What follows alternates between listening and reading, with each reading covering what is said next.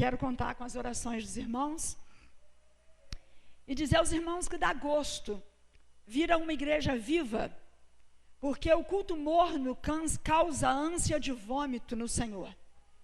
Dá gosto estar em uma igreja viva, porque eu acho impossível você vibrar mais pelo seu time de futebol do que pelo Senhor Deus. Dá gosto estar em uma igreja viva, porque nós viemos do Pentecoste. E eu quero falar sobre isso nessa noite, para a honra e glória do nome do Senhor. Vamos orar mais uma vez. Pai, eu te agradeço por Jesus ter morrido por nós. Eu lhe bendigo, porque o Senhor não nos rejeita a oração, nem afasta de nós a tua graça. Eu te agradeço pela vida da Aline, pela vida do pastor Adonias, das suas filhas. Te agradeço, Senhor Deus, pela oportunidade de estar aqui junto com meu marido. Te agradeço pelo quanto aprendemos com o pastor Adonias e com a Aline nestes dias. Obrigada, Senhor Deus. Agora, só tu podes falar ao coração, no mais profundo do ser. E tu és perito em usar servos falíveis para realizar a tua obra infalível. Então, Deus, eu quero te suplicar, nós cremos que a Bíblia não mente e que o Senhor nunca falha. E que a palavra desta noite não volte vazia para o Senhor, ela não vai voltar, porque assim diz a Bíblia. Ela não vai voltar vazia para o Senhor antes que cumpra a palavra para a qual ela veio. Por isso, em nome de Jesus, eu me coloco à tua disposição. E nessa hora eu te peço que fales através de mim, para a expansão do teu reino, para a glória do teu nome, para consolo dos corações, para renovo da fé, em nome do Senhor Jesus Cristo. Amém, Senhor. Abre a tua Bíblia, por gentileza, em Atos, onde está registrado os atos do Espírito Santo, lá no início da igreja. Que coisa linda é o livro de Atos, escrito por Lucas. Enquanto você procura, Provérbios 14:1 diz que a mulher sábia edifica sua casa, e a tola, a insensata, com as suas próprias mãos ela destrói. E eu entendi que Deus, quando quer edificar uma casa, Ele trabalha na sabedoria da mulher. E o diabo, quando quer destruir um lar, ele nem se dá o trabalho de mandar demônio. Ele usa a tola que existe dentro daquele lar. Cabe a mim e a você decidirmos se queremos ser tolas ou se queremos ser mulheres sábias. Agora vamos dar uma passeadazinha aqui no livro de Atos, para a gente não ficar perdido na hora da palavra propriamente dita. Logo no primeiro capítulo de Atos, fala de Jesus depois que ressuscitou e antes de ser assunto aos céus, quando ele ficou 40 dias entre os discípulos, entre aquelas pessoas que já eram a formação, o embrião da primeira igreja. E ele fazia coisas maravilhosas. O verso 4 diz que, comendo com eles, determinou-lhes que não se ausentassem de Jerusalém, mas que esperassem a promessa. Que promessa? Aí você olha lá embaixo, no verso 8, a promessa é essa, que ficassem em Jerusalém, porque eles iriam receber poder, ao descer sobre eles o Espírito Santo, e sereis minhas testemunhas, para isso que o Espírito Santo veio, sereis minhas testemunhas tanto em Jerusalém, como em toda a Judéia e Samaria e até os confins da terra. E a ordem foi que ficassem em Jerusalém, aguardando a promessa. Jerusalém era o lugar da adoração. E eles ficaram no cenáculo, lá em Jerusalém. Quem estava lá? Verso 13. Pedro, João, Tiago, André, Filipe, Tomé, Bartolomeu, Mateus, Tiago, filho de Alfeu, Simão Zelote, Judas, filho de Tiago. Judas não suportou, né? Judas já foi e enforcou, se precipitou, aquele despenhadeiro abaixo.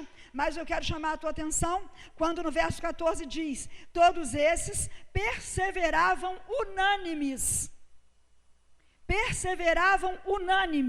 em oração com as mulheres. Diga, as mulheres estavam lá. com Maria, mãe de Jesus, e os irmãos dele. As mulheres estavam lá. Naquela época não prestavam para nada.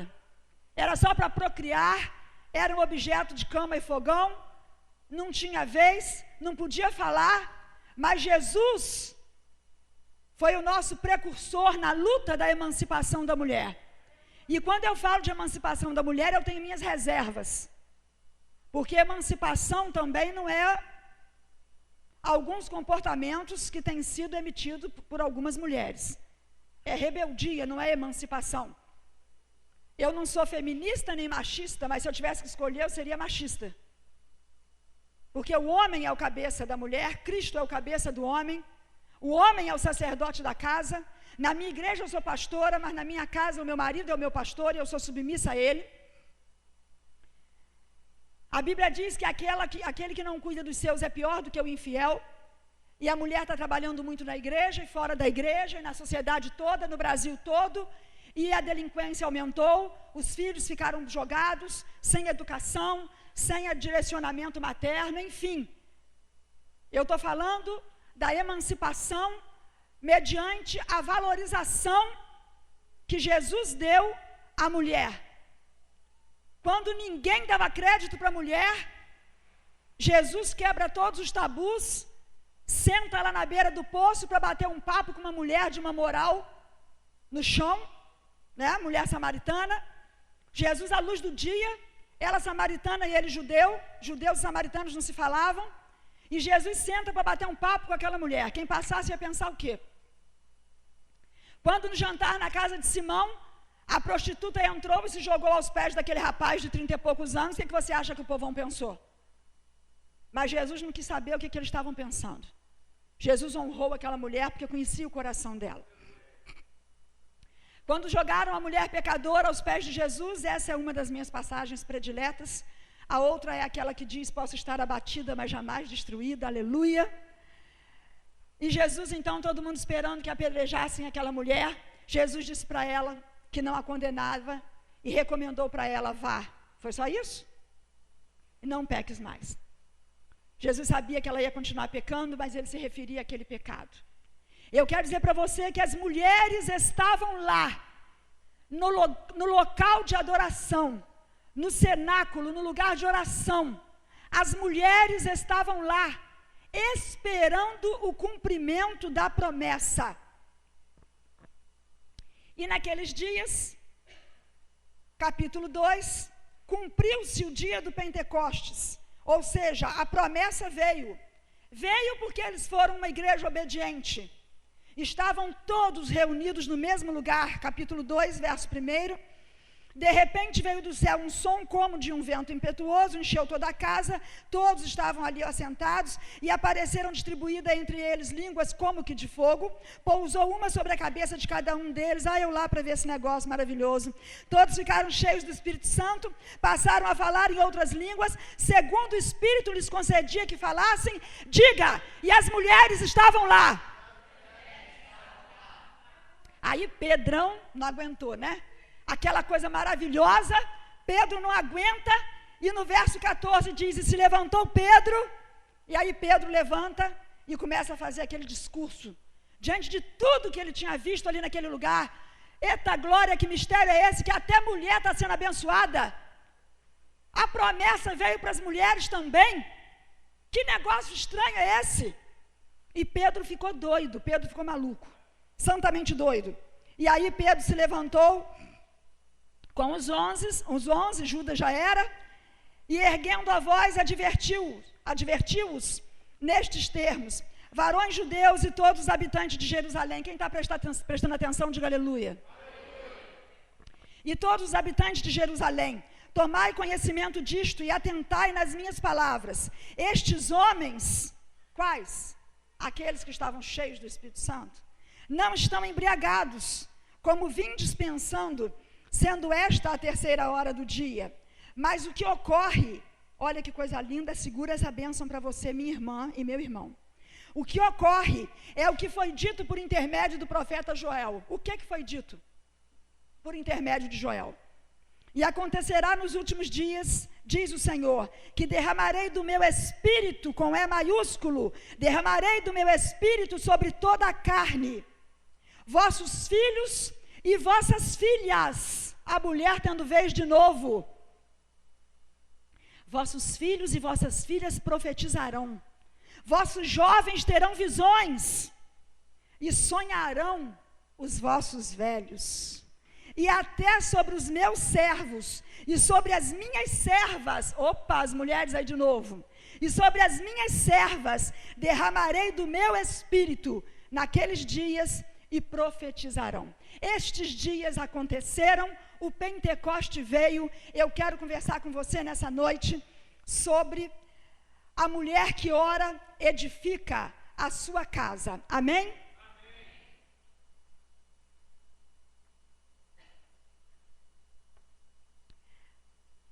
Irmãos, nós já estamos chegando em setembro. A gente quase pode dizer que 2013 já foi, porque agora vai, voar. Esse, eu creio, que seja mais um ano em que você se dedicou à oração. Só você sabe quanta lágrima, só você sabe quantas lágrimas pingaram dos seus olhos enquanto você estava orando de joelhos. Só Deus sabe quantas vezes você orou lá na pia, você orou lá no fogão enquanto mexia a panela, você orou na academia enquanto malhava, você orou enquanto ia para a faculdade. Quantas vezes você está lá no salão de cabeleireiro e a mulher está lá arrumando seu cabelo, e você está lá orando, e você está clamando. Eu quero dizer para você, que todas as vezes que você parou esse ano para orar, Deus ouviu as suas orações. Bendito seja Deus que não nos rejeita a oração, nem afasta de nós a sua graça. Eu vejo como se você estivesse mandando para a conta do céu, todas as vezes que você se entregou, todas as vezes que você lutou em oração, até aqueles momentos em que você lutou sem sentir a presença de Deus. Porque quando a gente está doente emocionalmente, a gente não pode confiar totalmente nas nossas emoções. E até quando você não sente Deus, o erro nunca é de Deus. A Bíblia não mente, Deus não falha. Deus não cochila nem dorme a nosso respeito. Mesmo quando parece que Deus não te ouve, mesmo quando parece que o milagre não vem, Deus está ouvindo a sua oração. A Bíblia diz: está alguém entre vós aflito? Ore. Quantas vezes já, até agora, até o dia de hoje, até agosto, você orou, crucificou a aflição, exercitou a fé, fortaleceu o espírito, a oração, a adoração, e o Espírito Santo se apoderou de você, e você sentiu: Deus está comigo. Alguma coisa Deus está fazendo no mundo espiritual.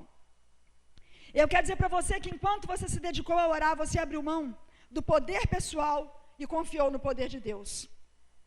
Você manteve um relacionamento com Deus. Enquanto você orou, você ligou na terra e ligou no céu. Você desligou na terra e você desligou no céu. Enquanto você orou de janeiro até aqui, você manteve em oração o seu caráter trabalhado.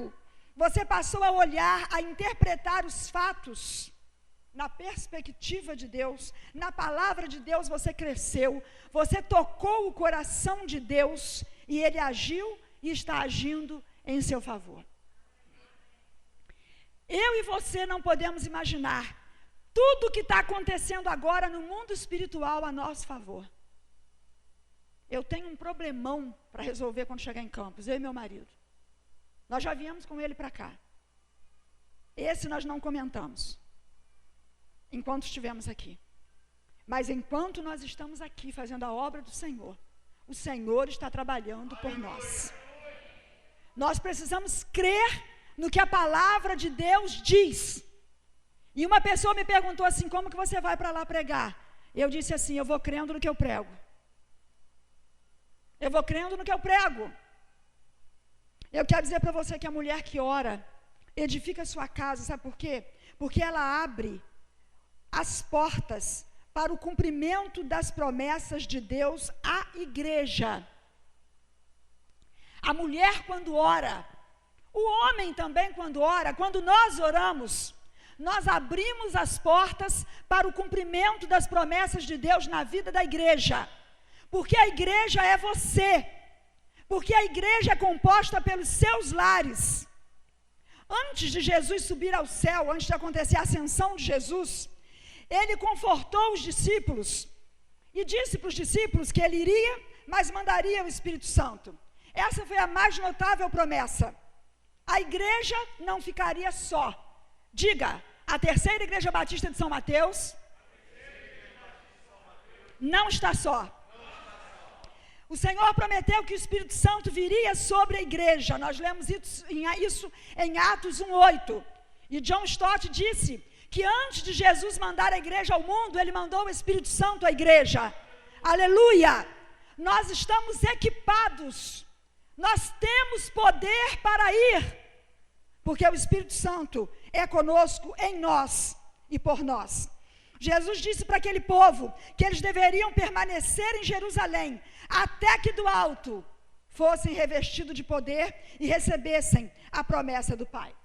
Lá em Atos 1:14 diz que eles ficaram no cenáculo, entregando-se à oração. Os apóstolos, as mulheres, perseveravam unânimes em oração. Agora eu queria chamar a sua atenção para o fato de que Jesus ressuscitou no domingo de Páscoa. E Jesus continuou a aparecer periodicamente por 40 dias entre a ressurreição e a sua ascensão. Jesus ficou aparecendo e ministrando e orientando todos eles por 40 dias, do domingo de Páscoa até a sua ascensão. Só que eram 50 dias da Páscoa ao Pentecostes. Então faltam aí 10 dias. E aí fica subentendido para mim, eu chego à conclusão de que aquela reunião de oração, para que o poder descesse sobre a igreja, para o período todo da existência da igreja na face da terra, para todas as igrejas, para que todas as igrejas que crescem em Jesus, se arrependessem de seus pecados, crescem em Jesus como Salvador, tivessem o poder do Espírito Santo, esse algo extraordinário do Espírito Santo soprar nos 4 cantos da terra, do Espírito Santo falar no Japão a mesma coisa que fala aqui, realizar lá e realizar aqui. Foram 10 dias só de oração. 10 dias de oração. E nesses 10 dias de oração, Atos 1:14 diz que eles esperavam a promessa unânimes. Lucas poderia ter colocado aqui registrado que eles perseveravam em oração. Mas Lucas fez questão de descrever como perseveravam. Eles perseveravam unânimes em oração. A igreja precisa orar unida. As mulheres precisam orar unidas. Mas, pastora, cada uma tem a sua individualidade. Cada um dentro da igreja tem um modo de pensar. Mas não é cada um com um pastor. Todos temos um pastor. A igreja tem um líder espiritual. Ele recebe de Deus e dá direção para a igreja. E a igreja sabe como ela deve orar. Eles permaneceram unânimes em oração. E 40 dias mudou o mundo. Em Atos capítulo 2, a promessa se cumpriu quando eles estavam reunidos orando no mesmo lugar. Aqui não diz que a promessa se cumpriu quando eles estavam assistindo site pornográfico. A promessa não se cumpriu enquanto marido e mulher estavam se agredindo, se ofendendo. Ambos sendo irmãos em Cristo e tendo o Espírito Santo. A promessa não se cumpriu enquanto o carinha que toca no louvor estava amassando a menininha, que também canta no louvor com ele, lá atrás do templo, depois que o culto acabou. A promessa não se cumpriu na hora em que 2 servos de Deus, cheios do Espírito Santo, estavam ficando. Esse negócio do inferno. Eu ensinei na minha igreja, desculpa pastor, o modo de falar, mas eu ensinei para a minha juventude que quem fica é cachorro. Quem fica é cadela. O cachorro que é assim, ele olha, vai lá e creu. Ser humano não é assim. Ser humano pensa, raciocina. Eu vou trocar o cálice com essa irmã na ceia. O Espírito Santo está nela, está em mim. Nós somos irmãos em Cristo. Não é nessa hora que a promessa vai se cumprir na sua vida. O Espírito Santo não veio na hora que a mulherada estava lá no cenáculo fazendo fofoca. O Espírito Santo não veio na hora que o corpo diaconal estava lá fazendo motim contra os profetas. O Espírito Santo não veio na hora em que as pessoas estavam jogando conversa fora. A promessa se cumpriu quando o povo estava unânime em oração. Aleluia! Quando o crente ora, o céu se abre, o inferno treme e coisas novas acontecem na terra. Uhul! Louvado seja o nome do Senhor. A grande promessa do Senhor à igreja foi precedida de oração. Vira aí para o teu irmão e fala assim: ora que acontece.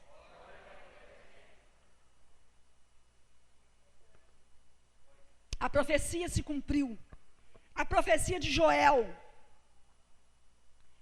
A profecia se cumpriu. E nós vamos aprender que as promessas de Deus devem ser esperadas em oração. Não é murmuração. Não existe base bíblica para negativismo, irmãos. Você fica reclamando, você traz demônio. Você traz minhoca para a sua cabeça. A Bíblia diz: fazei tudo sem murmuração e sem contenda. Agora, o louvor é uma arma de guerra. A Bíblia diz que no meio dos louvores Deus habita. A coisa está mal, o negócio está estreito para o teu lado.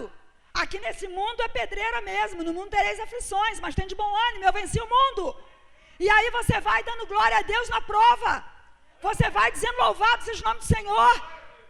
Tropeçou, não fala palavrão não, pede misericórdia. O cara fez uma besteira no trânsito na tua frente, abençoa a vida dele. E você vai dando glória, e você vai louvando, e você está em luta. A irmã falou tanto que ela chorou, que ela chorou, que ela chorou, que eu mais faço é chorar. Se eu não chorar, eu infarto, tem que ter uma válvula de escape, né? Então eu choro, mas prego chorando, canto chorando, oro chorando. E eu sei que o Senhor recolhe as minhas lágrimas. Aleluia! Nós precisamos escolher a postura que queremos ter. O ser humano é responsável pelas suas escolhas. Nós somos livres para escolher como queremos nos comportar, como queremos viver. Temos a Bíblia, que é o nosso livro, a nossa regra de fé e prática. Eu ouço isso há muitos anos, porque eu me converti com 9, tenho 51, né? Que a Bíblia é a regra de fé e prática dos batistas brasileiros. Isso é algo que eu prezo na minha denominação, é isso. Ou você é crente ou você não é. Ou você crê na Bíblia ou você não crê. E a palavra de Deus não diz para a gente que é com murmuração. E eu vou dizer uma coisa para você. É melhor você crer na promessa do que você chorar à espera do milagre. Fala para o teu irmão aí. É melhor crer na promessa do que sofrer à espera do milagre. Se está na palavra, creia. Creia. Espere a promessa, o cumprimento da promessa em oração. E edifica a tua casa. Pastora, meu marido arrumou outra. Irmã, Deus sabe de todas as coisas. Eu não queria estar no teu lugar. Não vou dizer o que eu fazia. Eu nem sei o que eu fazia, não quero nem pensar o que eu faria. Né? Mas Deus sabe de todas as coisas. Nós temos que ser mulheres sábias se quisermos edificar a nossa casa. Meu filho está envolvido com drogas. Espera a promessa em oração. Porque eu vou ler daqui a pouco com você que tem promessa para os teus filhos, para os meus filhos, para os teus netos e para os meus netos. Mulher fala muito, né? Falamos muito. Aí eu me dou bem, porque eu gasto as minhas 20 mil palavras assim molinho, né? Durante a semana. E o homem tem de 5 a 7 mil palavras para gastar na semana. Na semana não, no dia. No dia, o homem tem de 5 a 7 mil palavras para gastar e a mulher tem 20 mil. Por isso tantos problemas, né? Então, meu marido sofre menos. Meu marido sai na vantagem, porque eu gasto as minhas 20 mil palavras com mais facilidade. Só que a gente precisa aprender a falar mais com Deus sobre o problema do que de Deus para o problema. Tem mais efeito você falar com Deus sobre seu filho, sobre seu marido, do que ficar no ouvido do teu marido. Sabe? Tem mulher que fala demais e não toma a atitude certa. O diabo não precisa nem mandar demônio. Ele pode usar a tola que ele tem. Vai na cerca da vizinha e conta tudo. Ainda conta para incrédulo. Sabe que eu gosto daquele texto que fala sobre Maria, que Maria ficou grávida por obra e graça do Espírito Santo, né? E aí o texto tem uma frase que diz assim: e guardava todas as coisas no coração. Nós temos uma boca e 2 ouvidos, mas tem hora que parece que a gente tem 4 bocas e 1 ouvido. Nós precisamos falar mais com Deus. Tem um versículo em Provérbios que fala que é melhor morar debaixo de uma goteira com um pinguinho d'água caindo na tua cabeça 24 horas, no final você termina louco, né? Que aquele pinguinho d'água, no final aquilo é um barulho insuportável. É melhor você morar numa casa assim, cheia de goteira, do que com uma mulher rixosa. E antes da minha filha casar, quando eu e a minha filha começávamos a reclamar dentro de casa, vamos começar a falar por alguma coisa, falar muito, o meu filho virava e dizia assim: eita goteira, tem misericórdia, Jesus. E aí eu já ia tratando de ficar quieta, porque ele já estava me exortando. Nós precisamos ser mulheres de oração. Nós precisamos falar com Deus. Nós precisamos tratar com Deus. Existem livros, excelentes livros, O Poder da Esposa que Ora, O Poder da Mulher que Ora. Só que tem mulher pensando que o poder dela, de quando ela começar a ser uma mulher de oração, é que o marido vai virar um fantochezinho, um banana, um bobão na mão dela. A oração para a gente não é para isso. A oração não é para isso. A oração não é para a gente dirigir o marido, a oração é para o Espírito Santo dirigir o nosso marido. A oração é para a gente aprender a conversar não querendo ter a razão, mas querendo chegar no que é correto, no que é sensato. O poder da nossa oração é para repreender todo demônio, toda a potestade do mal que se levante contra os nossos maridos. Conta-se a história de 2 senhores que caminhavam numa reta de estrada de chão. Eles estavam fazendo a hora do almoço. E um deles tirou um pedaço de pão de uma sacolinha de pano, tem um nome nessa sacolinha de pano. E tirou um pedaço de pão e foi comendo. E ele ofereceu para o colega. O colega disse: não, obrigada. Ele disse: mas por que você não quer? Não, eu não quero, obrigada. Andou um pouquinho mais, ele disse assim: aceita um pedacinho de pão? Não, muito obrigada. Ô rapaz, está limpinho o pão. Não, rapaz, não é isso, eu não quero, obrigada. Rapaz, não é possível, está todo mundo faminto. Como que você não quer comer? A gente vai chegar lá, o almoço ainda vai demorar, por que você não quer? E ele insistiu tanto. Aí ele pegou e falou assim: você está doente? Ele falou: não. E continuou insistindo com ele: aceita um pedacinho de pão, rapaz, até esperar a hora do almoço, para você enganar o estômago um bocadinho. E ele disse: não, eu estou jejuando. Aí o cara disse para ele assim: ah, você está doente? Não. Ah, então você é crente? Não. Eu sou da igreja de Satanás. E nós estamos numa corrente de jejum e oração, para Satanás levantar dentro das igrejas e dos lares evangélicos mulheres que façam cair os pastores e os líderes. E enquanto eles estão na corrente de jejum e oração, para aparecer uma pombagira na vida dos nossos maridos, nós estamos fazendo o quê? Essa palavra não é para você, ela é primeiro para mim, e depois para você. Primeiro ela já passou por mim. O poder da esposa que ora é esse. É o poder de cobrir o seu marido da cobertura espiritual. De declarar que o seu marido pertence ao Senhor. A igreja cresceu, queridos, no meio da perseguição, na hora da aflição. E eu e você vamos crescer também na hora de enfrentar lutas. Eu aprendi que lutas são oportunidades de vitória. Então, quando você estiver passando por muitas lutas, ao invés de você falar assim: ah, eu estou com tanta luta, você sorria, igual a irmã contou a experiência difícil sorrindo, né? Eu achei fantástico. Ela contou sorrindo. E aí você diga assim: eu estou com muitas oportunidades de vitória. Eu estou com muitas oportunidades de vitória. O Espírito Santo, irmãos, quando nós oramos, quando nós levantamos clamor, quando nós oramos unânimes, ele desce, ele sopra sobre uma vida de oração. Lá em Campos, o movimento Desperta Débora é muito forte. Uma das líderes do movimento é a pastora de mulheres da minha igreja. O movimento é muito forte. Dia 30 de setembro agora, elas vão se reunir no templo lá da nossa igreja para um trabalho das Déboras. E quando as mulheres começam a orar, quando as mães começam a orar, é filho envolvido com macumbeira, é filho envolvido com homossexualismo, é filha envolvida com homossexualismo. Quando aquele povo, aquela mulherada abençoada começa a orar, ninguém ora por um filho como uma mãe. Parece uma sala de parto. Oramos como quem geme com dores de parto. E ainda que a dor de parto seja terrível, ela é o prenúncio de que algo maravilhoso está para acontecer. Aleluia! Louvado seja o nome do Senhor. Eu quero dizer para você que quando você ora, você se torna uma mulher sábia, porque você traz as promessas de Deus para a vida da sua igreja. As mulheres foram fiéis em acompanhar Jesus até o último momento. Quando ele ressuscitou, apareceu primeiro para uma mulher. As mulheres não são melhores que os homens, mas eu estou aqui num trabalho de mulheres, peço desculpa por estar me dirigindo então diretamente às mulheres.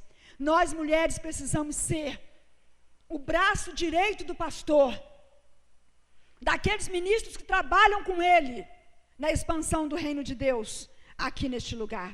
E aí o texto vai continuar, e no verso 31 diz que eles orando, moveu-se o lugar onde estavam, foram cheios do Espírito Santo, e anunciavam a palavra com ousadia. E o capítulo 5:14 diz que a multidão dos que criam crescia mais e mais. As portas do inferno não vão prevalecer contra a igreja de Jesus. A multidão dos que cria crescia. Veja bem, a multidão já era a multidão, e a multidão crescia ainda mais. Sabe por quê? Porque esperavam, obedientes ao Senhor, em oração.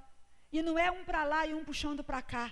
Era unânimes em oração, olhando todos na mesma direção. A visão é essa. Então é nessa visão que eu oro. É nessa visão que eu me comporto. É nessa visão que eu vou. Você quer trazer as promessas de Deus para a sua igreja? Então seja uma mulher de oração.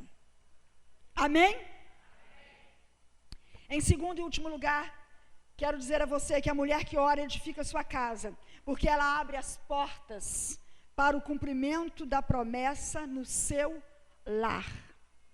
Como que a gente precisava preparar melhor os jovens para o casamento? A gente precisava preparar melhor os jovens para o casamento. Houve Pentecoste na igreja, e vai haver Pentecoste na sua casa, se você se tornar uma mulher de oração, se você crê no poder da oração. Eu quero nessa noite ser boca de Deus. Eu quero profetizar que você que está chorando durante essa semana, você que está passando por lutas, você que está passando por um ano de provas, você que está orando e que a promessa parece que nunca vem, a promessa vai se cumprir sobre a sua vida, porque a Bíblia não mente, Deus nunca falha. E tem uma promessa lá em Isaías 44:3. A mulher que ora abre as portas para o Pentecoste na igreja. Vimos isso, amém? A mulher que ora, ela é sábia, ela edifica a casa, porque ela abre as portas para o Pentecoste dentro da sua casa. É isso que a gente está trabalhando agora. E tem uma promessa em Isaías 44:3 que você devia marcar na sua Bíblia. Porque derramarei água sobre o sedento e torrentes sobre a terra seca. Derramarei o meu espírito sobre a tua posteridade e a minha bênção sobre os teus descendentes. Aleluia, louvado seja o nome do Senhor. Meu querido, você está entendendo, minha irmã amada, o que a gente está lendo aqui? A bênção, a torrente, vai ser derramada sobre a nossa posteridade. Já tem bênção prometida para aquele que vai ser teu genro, aquela que vai ser tua nora. Já tem bênção prometida para os teus netos, para os teus bisnetos. Louvado seja o nome do Senhor. Porque derramarei água sobre o sedento e torrentes sobre a terra seca. Derramarei o meu espírito sobre a tua posteridade, aqueles que vierem após mim, e a minha bênção sobre os teus descendentes. Diga, há uma promessa de bênção para os meus descendentes. Gente, isso é maravilhoso. É melhor você viver dando glória, crendo na promessa, para não chorar à espera do milagre. Creia na promessa. Creia. Viva em oração. Não declare palavra de derrota. Não aceite palavra de derrota. Leia a Bíblia.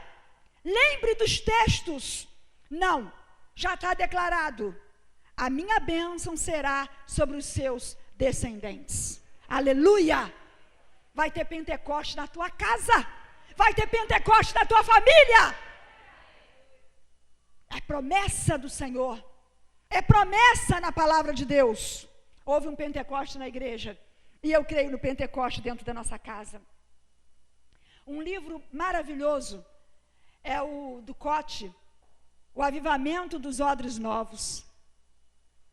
Ele fala do avivamento começando na família, do avivamento começando dentro do lar.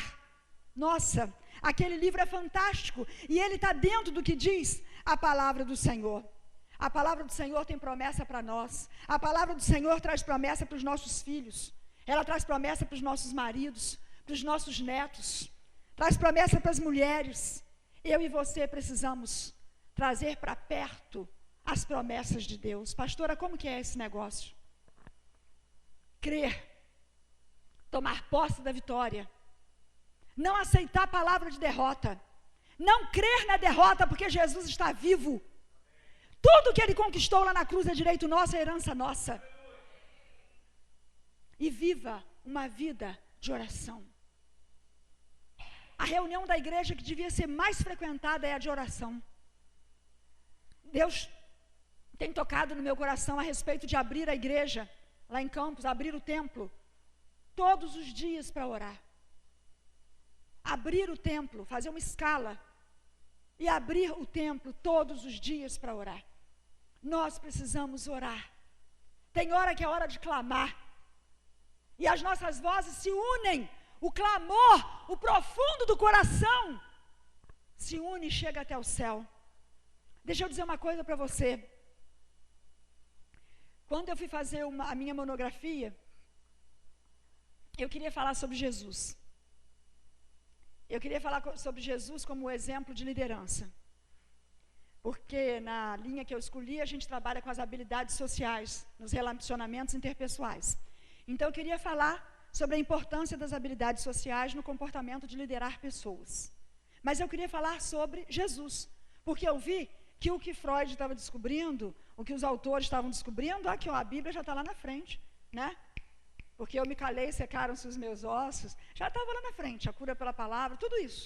Jesus já tinha sido o maior psicólogo que havia existido, aliás, ele é o maior psicólogo que já existiu, só que eles não deixaram eu falar. A minha orientadora era um bandista de terreiro. E aí ela falou para mim que falar de Jesus não ia dar. Aí eu expliquei para ela que Jesus era um personagem, que eu era evangélica, que eu cria na Bíblia, e que eu queria falar sobre Jesus porque eu trabalhava com liderança há muitos anos, e eu via a crise de muitos pastores na questão relacional, e muitos líderes e tal, e ela disse que não. Aí tudo bem. Eu não me conformei e falei, então tudo bem, eu vou falar de Paulo, que disse ser de meus imitadores, como eu sou de Cristo, né? E aí falei para ela, que é o pessoal que estuda história, os historiadores, eles estudam Roma, estudam os romanos, e eles estudam Paulo. Paulo foi o cara, professora. Aí falei com ela, comecei a explicar para ela. E Paulo treinou Timóteo para ser pastor, mediante os ensinamentos de Jesus. E é lindo quando ele treina Timóteo, né? Criado pela mamãe e pela vovó, né? Um perigo o negócio, né? E ele treina Timóteo para ser pastor. Enfim, onde que eu estou querendo chegar com essa história toda? Eu falei sobre o apóstolo Paulo na minha monografia. Por isso não ganhei 10. Fiquei com 9,5, porque eu usei a Bíblia na minha referência bibliográfica. Mas está lá, na Universidade Estácio de Sá, em Campos, a minha monografia com a referência da Bíblia Sagrada. Para a honra e glória do nome do Senhor. E quando eu estava me preparando, ela disse para mim assim, para você que é evangélica, e nessa linha que você quer, você devia usar o livro Habilidades Sociais Cristãs, de Almir e Zilda Delprete. Eu falei, peguei o livro para ler. Você sabe o que eu encontrei no livro da editora Vozes? É um livro secular.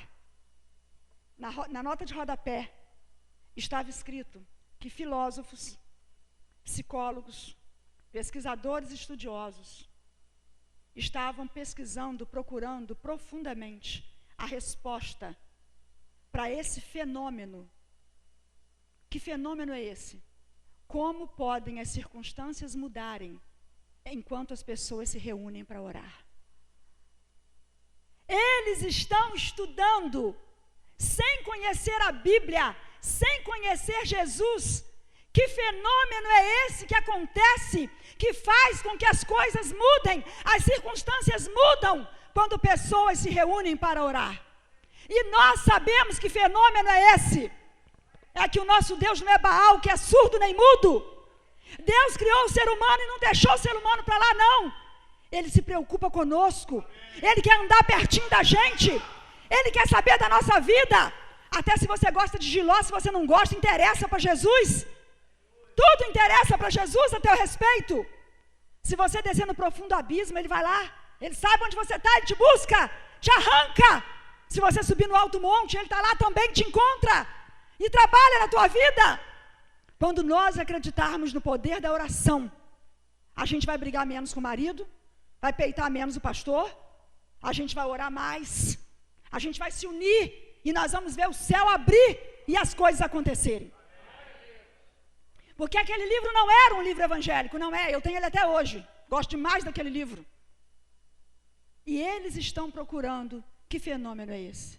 Esse fenômeno é que o nosso Deus, o nosso Cristo, o Santo verdadeiro, Ele não está morto, Ele está vivo, aleluia! Ele ouve as nossas orações.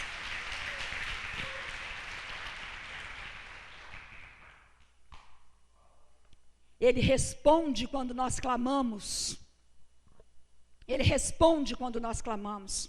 Ao invés de murmurar, nós precisamos crer, orar e trazer para a casa da gente o Pentecoste. Se você hoje disser assim, só milagre na vida do meu marido, está no papo, meu irmão. Jesus é o mestre dos mestres, é o homem do milagre. Ah, pastora, a senhora fala isso porque a senhora está aí no púlpito, né? A senhora está aí na beca de pregadora. Então a senhora fala isso porque a senhora acha mole. Irmão, não acho mole não.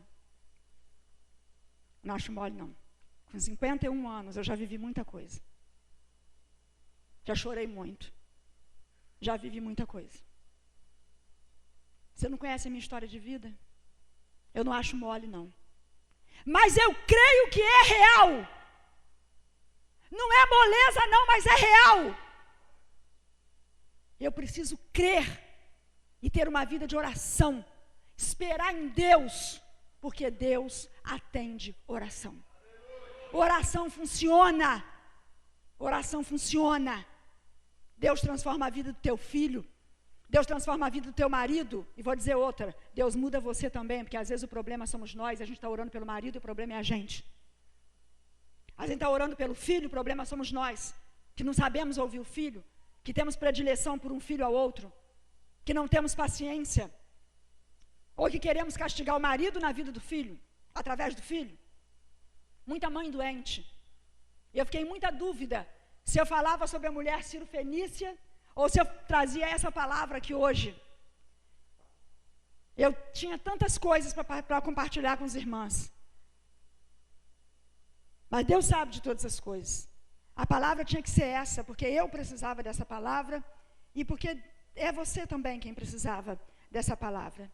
Mães intercessoras, Deus não omite os nossos descendentes. O meu avô morreu, diácono batista, amigo de pastor, e eu vi o meu pai ser abençoado pelas orações do meu avô. Você crê nisso? Eu não sei se você vai ver a sua vitória aqui, mas a nossa fé não pode ser só para esse mundo. É no tempo de Deus. É orar e crer. Quando, pastora? Não sei. É no tempo de Deus, mas que Ele faz. Agora faz do jeito dEle, na hora dEle, e eu e você não temos autorização na Bíblia para dar ordem para Deus. Nós temos que esperar no Senhor. Talvez alguns de nós aqui não vejamos a bênção, mas que ela vai acontecer, vai.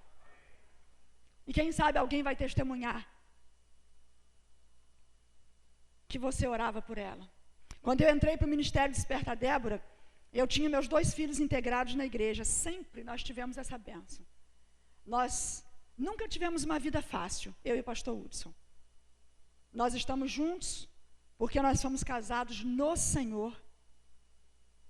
E aquilo que Deus une, o homem não separa. E estamos juntos porque nós nos amamos. E o amor tudo crê, tudo espera, tudo suporta. Nós temos prazer em estar juntos com todos os problemas. Mas quando eu entrei, se há algo que a gente é abençoado e que a gente não pode reclamar, e eu falo isso, eu peço a cobertura do sangue de Jesus para dizer isso, é a respeito dos nossos filhos. Os nossos filhos são de Deus. Eles são líderes. Não é porque são líderes, eles são crentes sinceros, tementes a Deus. Fiéis ao Senhor. Nós esperamos no Senhor, colocamos diante do Senhor, e os nossos filhos só têm dado frutos para a honra e glória do nome do Senhor. Nós temos 28 anos de casamento. Não foi uma vida fácil, até aqui, mas foi uma vida que tem valido a pena, e nós queremos continuar assim. E nós sabemos que muitas coisas a gente só vai ver acontecer depois. Por que eu estou falando isso? Porque quando eu entrei para o Desperta Débora, eu não entrei por preocupação com os meus filhos. Eles dão muita paz para a gente. Ainda que a gente saiba que a gente depende da misericórdia de Deus. Mas eu tenho hoje 2 irmãos afastados da igreja. Todos 2 tocam, cantam. Quando eu entrei para o Desperta Débora, eu entrei por causa do meu irmão mais novo. E o nome dele é Fausto Miguel. Eu queria que você anotasse esse nome. E queria te pedir encarecidamente que quando você orasse, você declarasse que o Fausto Miguel é do Senhor. Eu não sei onde, nem quando, mas um dia você vai me ouvir dar o testemunho de que o meu irmão voltou para os caminhos do Senhor. A minha mãe já foi, está enfeitando o céu. A minha mãe já foi, o meu pai já foi. Mas eu estou orando pelos meus 2 irmãos. É Antônio Fausto e Fausto Miguel. São os nomes dos 2 avós, né? Fausto e Miguel. Eu estou orando por eles. A minha mãe não viu a bênção que ela queria ver. Mas que eles vão voltar para o caminho do Senhor. Eles vão voltar. Porque a promessa é para os meus descendentes. Era para a posteridade da minha mãe, para os descendentes da minha mãe. E você tem que começar a profetizar a bênção sobre a vida dos seus netos. Pastora, minha filha tem 10 aninhos. Começa a orar por quem vai ser seu genro. Começa a profetizar a bênção. Porque você está dentro da palavra do Senhor. Quem está ligado, diga aleluia. Você é uma mulher de oração? Você é um homem de oração? Você conhece o teu Deus? O teu Deus é Deus de perto? Amém? O nosso Deus é o Deus do impossível, amém? Ele é Deus que não falha, amém? Ele é o Deus do Salmo 23, amém? Pois eu quero encerrar a palavra dessa noite, onde eu disse para você que a mulher sábia ela edifica a sua casa porque ela ora e traz as promessas de Deus para a vida da igreja, porque as mulheres estavam lá orando no Pentecoste. E eu disse para você que a mulher sábia edifica a sua casa quando ela ora e traz as promessas de Deus para dentro do seu lar, porque a promessa de Isaías 44 é que a bênção viria sobre os nossos descendentes. Você entendeu isso? Amém. Agora eu quero encerrar dizendo uma coisa para você.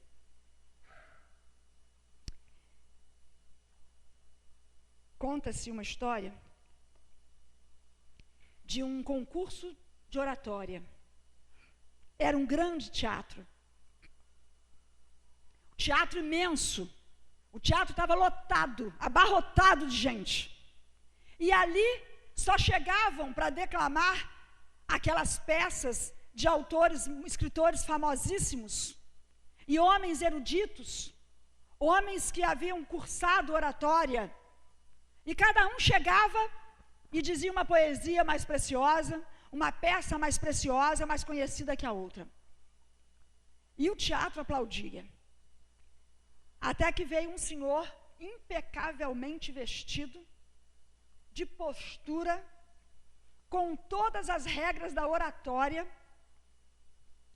inclusive a impostação de voz que eu não tenho, né?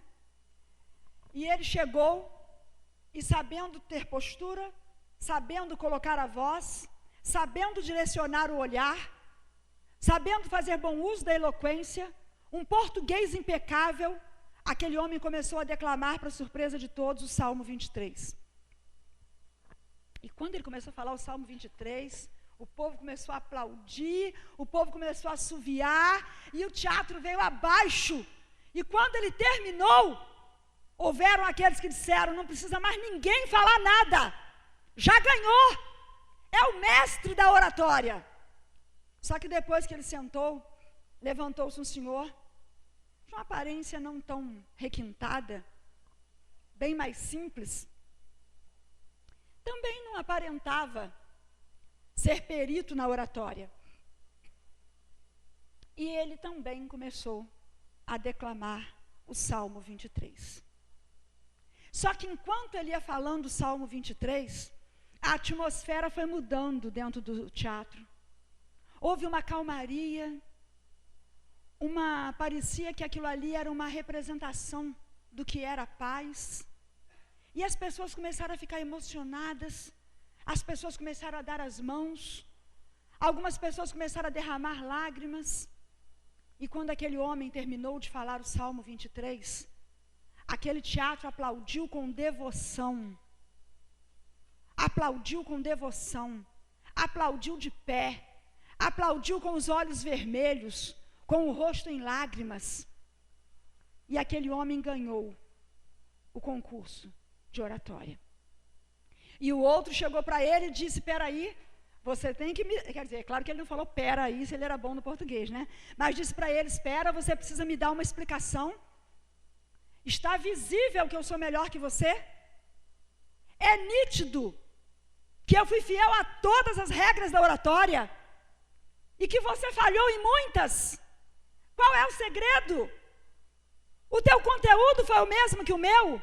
O teu discurso foi o mesmo que o meu? Salmo 23 da Bíblia Sagrada? E aí aquele homem simples disse para ele: a diferença é que você conhece o Salmo, mas eu tenho intimidade com o Senhor do Salmo. Eu quero terminar minha palavra nessa noite dizendo para você, homem de oração, mulher de oração, que não basta você deixar a sua Bíblia aberta no Salmo 23, como se a Bíblia fosse um amuleto. O que você precisa é conhecer esse Senhor, que é o nosso pastor e que não vai deixar faltar nada a nós. Não adianta você colocar sua Bíblia aberta em cima daquele móvel bonito da tua sala, no Salmo de número 91, porque Bíblia não é amuleto. Muitos conhecem o Salmo 91, mas nós conhecemos o Senhor do Salmo 91.